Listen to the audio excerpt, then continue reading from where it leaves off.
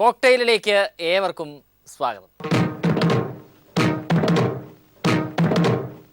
അങ്ങനെ ഇന്ന് ഹർത്താൽ ആഘോഷം കൊണ്ടാടി മലയാളികൾ ഒരിക്കൽ കൂടി ധന്യരായി. കണ്ണൂരിൽ BJP പ്രവർത്തകൻ കൊല്ലപ്പെട്ടതിനെ തുടർന്ന് പ്രഖ്യാപിക്കപ്പെട്ട ഹർത്താലാണ് ഇന്ന് മലയാളികൾക്ക് വീട്ടിലിരിക്കാൻ അവസരം കൊടുത്തത്. ഹർത്താലുകൾ മലയാളികൾക്ക് കുടുംബമൊത്ത് സന്തോഷിക്കാനുള്ള അവസരം ഉണ്ടാക്കി കൊടുക്കുന്ന ഒന്നായി മാറിയിട്ട് കാലം കുറേ ആയല്ലോ. കൊല ചെയ്യപ്പെട്ടവർക്ക് വേണ്ടി നടത്തുന്ന ഹർത്താലുകൾ ഇങ്ങനെ ജനങ്ങൾക്ക് ഹാപ്പി മൂഡിനുള്ള അവസരമായി മാറുന്നത് ഈ ഹർത്താലുകാർക്ക് മനസ്സിലാവുന്നുണ്ടോ?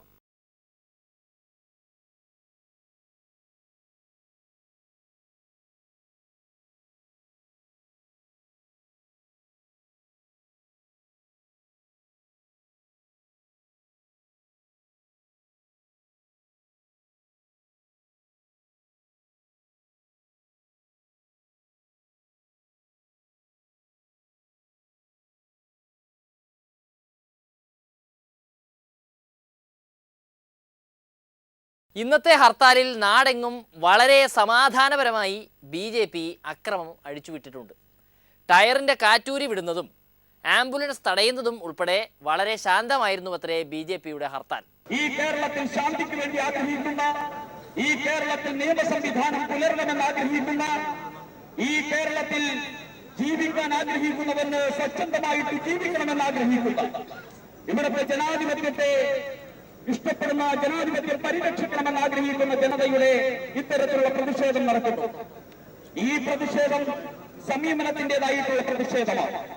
ഈ പ്രതിഷേധം ജനാധിപത്യ മാർഗത്തിലുള്ള പ്രതിഷേധമാണ്.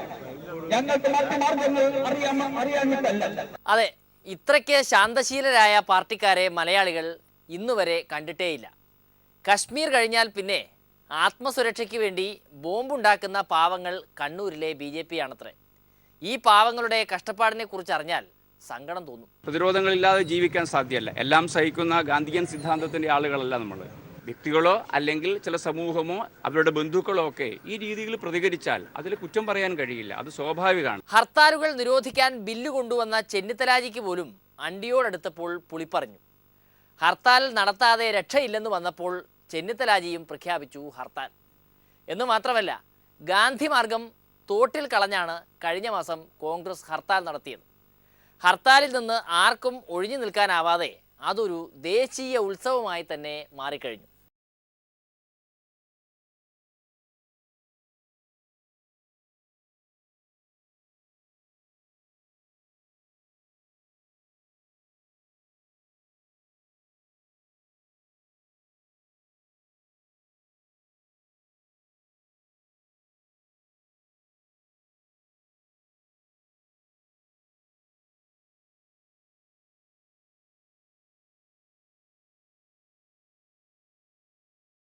കണ്ണൂരിലെ രാഷ്ട്രീയ സംഘർഷങ്ങളിൽ മീൻ പിടിക്കുന്നവർക്ക് ശ്രീനിവാസന്റെ ഉപദേശമാണ് ഇനി.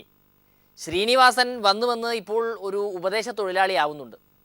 ആനപ്പുറത്തിരിക്കുന്നവർക്ക് പട്ടിയെ പേടിക്കണ്ടല്ലോ.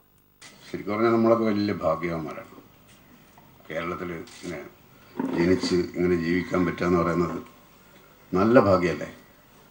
നമ്മൾ ആഗ്രഹിച്ചതിനേക്കാളും അപ്പുറത്തല്ലേ കൊലപാതകങ്ങളൊക്കെ ഇങ്ങനെ കാണാൻ പറ്റുന്നത്. ഇത്രയൊന്നും നമ്മൾ വിചാരിച്ചല്ല, ഇത്രയൊന്നും നമ്മൾ ആഗ്രഹിച്ചിട്ടില്ല.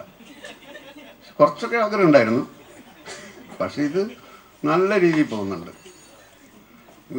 ഇത് വളർന്ന് പന്തലിക്കണം എന്നാണ് ശരിക്കും പറഞ്ഞാൽ നമ്മൾ ആഗ്രഹിക്കുന്നത്. ഇന്ത്യയിൽ തന്നെ ഒരു ഒന്നാം സ്ഥാനത്തേക്ക് കേരളം ഇതിൽ വരണം. കാരണം വേറെ കാര്യങ്ങളിലൊന്നും അധികം ഒന്നാം സ്ഥാനമില്ല. കാശ്മീരുമായിട്ടാണ് നമ്മൾ മത്സരിക്കേണ്ടത്. പക്ഷെ അവിടെ തോക്കും വെടിയും ഇതൊക്കെ ഉണ്ട്, പക്ഷെ നമുക്കത് കിട്ടിയില്ല. അതും കൂടി ഉണ്ടായാൽ നല്ല ട്രഡീഷണൽ സാധനം അതും കൂടി ഉണ്ടായാലും നമുക്കത് സുഖമായിട്ട് എല്ലാം കണ്ട് രസിക്കായിരുന്നു. ഗ്ലാഡിയേറ്റർ എന്ന് പറഞ്ഞ പണ്ടൊരു സിനിമ വന്നിരുന്നു. ചുറ്റും ഗാലറികൾ, ആൾക്കാർ ഗാലറികളിൽ വന്നിങ്ങനെ തമ്പടിച്ച് നിൽക്കുകയാണ്. ഈ മനുഷ്യൻ്റെ കഴുത്ത് വെട്ടുന്നതും കാല് വെട്ടുന്നതും കണ്ട് രസിക്കാൻ വേണ്ടി. അങ്ങനെയുള്ള സാധനങ്ങളാണ് നമുക്കും വേണ്ടത്. അങ്ങനെയൊരു കൾച്ചർ ഇവിടെ വരണം. നമുക്ക് നമ്മുടെ കൺമുമ്പിൽ തന്നെ ഈ കൊലയൊക്കെ നടക്കുന്നത് ഇപ്പോൾ കാണാൻ പറ്റുന്നില്ല, പേപ്പറിൽ മാത്രമേ വരുന്നുള്ളൂ. അങ്ങനെയാണ് ഒരു നാടിൻ്റെ വളർച്ച എന്ന് പറയുന്നത്. അങ്ങനെ വേണമെന്നാണ്. ശ്രീനിവാസ കഥകൾ തീരുന്നില്ല. മലയാള രാഷ്ട്രീയത്തോട് പരമപുച്ഛമുള്ള ശ്രീനിവാസന് സിംഗപ്പൂരാണ് പിടുത്തം. സിംഗപ്പൂരിലെ മുതലാളിമാരെ കണ്ടു പഠിക്കാനാണ് മലയാളികൾക്ക് ശ്രീനി സാറിൻ്റെ ഉപദേശം. ചില കോണുകളിൽ നിന്ന് പിന്നെ ആര് ഭരിക്കണം, ഇന്നത്തെ രാഷ്ട്രീയ പാർട്ടികളുടെ അപ്പുറത്ത് പിന്നെ ആര് ഭരിക്കണം എന്നൊരു ചോദ്യം പല കോണുകളിൽ നിന്നും ഉയർന്നിരുന്നു. ഞാൻ അരാഷ്ട്രീയവാദിയാണെന്ന് പറഞ്ഞു. പക്ഷെ രാഷ്ട്രീയവാദം എന്താണെന്ന് എനിക്കിതുവരെ പിടികിട്ടിയിട്ടില്ല. അപ്പോഴല്ലേ അരാഷ്ട്രീയവാദം എന്താണെന്ന് മനസ്സിലാവുള്ളൂ. എന്താണ് രാഷ്ട്രീയവാദം? കാക്കലോ? സാധാരണക്കാരൻ്റെ നികുതിപ്പണം എല്ലാവരും എടുത്തുകൊണ്ടുപോയി സുഖലോലുപരായിട്ട് ജീവിക്കല്ലേ. ആരുടെയാണ് പണം? ഈ നാട്ടിലുള്ള നമ്മൾ ഓരോരുത്തരുടെയും 3.5 കോടി ജനങ്ങളുടെ ടാക്സ് മണി. ഈ സാധനം എടുത്തുകൊണ്ട് പോയിട്ടാണ് അവർ ബംഗ്ലാവുകളിൽ താമസിക്കുന്നു, രാജാക്കന്മാരാകുന്നു, നമ്മൾ ആളുകളൊക്കെ വെറും അടിമകൾ.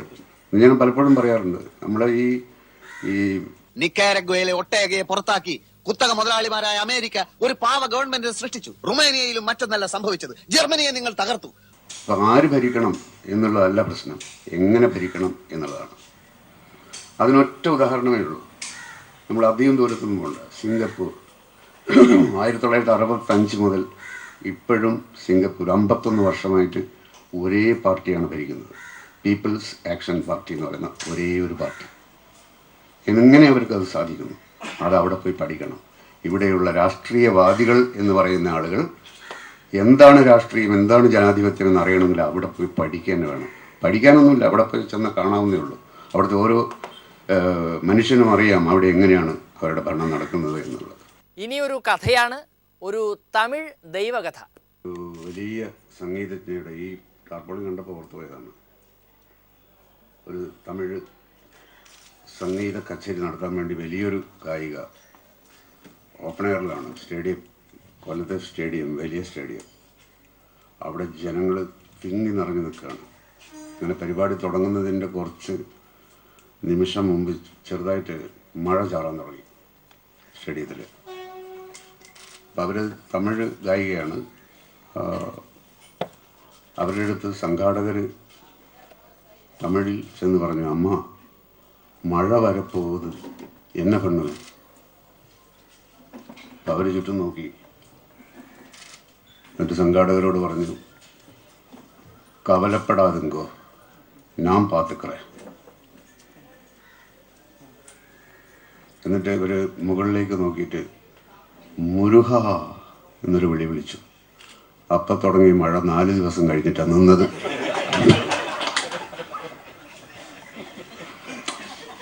മുരുകനൊക്കെ ഭയങ്കര തിരക്കുള്ള ആളല്ലേ. ഇവിടെ കൊല്ലത്ത് വന്നിട്ട് മഴ നിയന്ത്രിക്കാൻ പറ്റുമോ മുരുകന്? എന്തെല്ലാം കാര്യങ്ങൾ നോക്കാനുണ്ട്. ആരാധകർ വെട്ടുകളികളാണെന്ന് ശ്രീനി സാർ തന്നെ നേരത്തെ പറഞ്ഞിട്ടുണ്ട്. ഇനി ഒരു ആരാധക കഥയാണ്. ചമ്പക്കുളം തച്ചൻ എന്ന് പറഞ്ഞൊരു സിനിമയുടെ ഷൂട്ടിംഗ് ആലപ്പുഴയിൽ നടക്കുക. അപ്പോൾ എഴുത്തുണ്ട്, അഭിനയമുണ്ട്. രാത്രിയൊക്കെ ഇങ്ങനെ ലേറ്റായിട്ടൊക്കെ ഇരുന്ന് എഴുതേണ്ടി വരും, രാവിലെ എഴുന്നേൽക്കേണ്ടി വരും. അങ്ങനെ ഒരുവിധം 2 മണിയായപ്പോൾ രാത്രി ഞാൻ ഉറങ്ങി. അപ്പോൾ ഹോട്ടലിലെ ഈ മുറിയിൽ ലാൻഡ് ലൈൻ ഫോൺ അടിച്ചു, റിങ് ചെയ്തു. ഉറങ്ങി വരുന്നതേ ഉണ്ടായിരുന്നുള്ളൂ. അപ്പോൾ തന്നെ വല്ലാത്തൊരു ബുദ്ധിമുട്ടായി. അപ്പോൾ ഞാൻ ഫോൺ എടുത്തു. അപ്പോൾ ചേട്ടാ, ഞാൻ പിന്നെ അബുദാബിയിൽ നിന്ന് വിളിക്കുകയാണ്. ഞാൻ ചേട്ടൻ്റെ ഭയങ്കര ഒരു ആരാധകനാണ്. അപ്പം ഞാൻ, അതെയോ, എന്നാൽ പിന്നെ ഒരു കാര്യം ചെയ്യും, ഇപ്പം രാത്രി ഒരുപാട് ലേറ്റായില്ലേ, കാലത്ത് എഴുന്നേറ്റ് ആരാധിക്കുന്നു പറഞ്ഞു. രാത്രി 2 മണിക്ക് ആരാധിക്കുമ്പോൾ കുറച്ച് ബുദ്ധിമുട്ടല്ലേ. അപ്പം ഇവിടെ വന്ന ഉടനെ തന്നെ പറഞ്ഞു, കുറച്ച് ഇതൊക്കെ നിങ്ങളുടെ ആരാധികമാരാണ്. അത് പറഞ്ഞപ്പോഴാണ് ഞാൻ ഓർമ്മിച്ചു പോയത്. അപ്പം ഞാൻ അപ്പം തന്നെ പറഞ്ഞു, ഇത് ആരാധിക്കുന്നൊന്നും കാണുന്നില്ലല്ലോ. സ്വാശ്രയ പ്രശ്നത്തിൽ ഒത്തൊരുമിച്ച കോൺഗ്രസിൻ്റെ ഒരുമയ്ക്ക് പൂട്ടുവീഴാൻ പോവുകയാണ് വൈകാതെ. പുനഃസംഘടനയാണ് പ്രശ്നം. പുനഃസംഘടനയെക്കുറിച്ച് കൂലങ്കഷമായ ചർച്ചയ്ക്ക് ചെന്നിത്തലാജിയും ചാണ്ടി സാറും അങ്ങ് ദില്ലിയിലെത്തി. മോൻ മരിച്ചാലും സാരമില്ല, മരുമോളുടെ കണ്ണീര് കണ്ടാൽ മതി എന്ന് പറയും പോലെ സുധീരനെ എങ്ങനെയെങ്കിലും ഒഴിവാക്കി കിട്ടാനുള്ള തത്രപ്പാടിലാണ് ചെന്നിത്തലാജിയും ചാണ്ടി സാറും.